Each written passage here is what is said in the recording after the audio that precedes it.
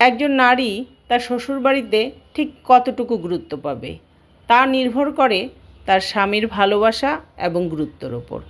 যে নারী তার স্বামীর ভালোবাসা পায়, স্বামী তাকে গুরুত্ব দেয়, মূল্যায়ন করে, তার শ্বশুরবাড়ির মানুষজন কখনোই তাকে অসম্মান করতে পারে না।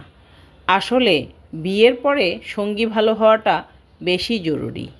সঙ্গী যদি ভালো হয় তাহলে শ্বশুরবাড়ির মানুষ যেমনই হোক না কেন সে সংসারে নারী টিকে থাকতে পারে, কিন্তু সঙ্গী যদি ভালো না হয় তাহলে শ্বশুরবাড়ির মানুষজন যত ভালোই হোক না কেন সেখানে টিকে থাকা একজন নারীর জন্য কঠিন হয়ে পড়ে।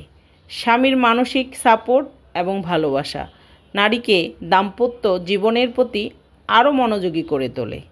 তাছাড়াও স্বামীর দায়িত্বশীল আচরণ, সহানুভূতি, সহমর্মিতা এই জিনিসগুলো পেলে নারী অনায়াসে যুগের পর যুগ কাটিয়ে দিতে পারে।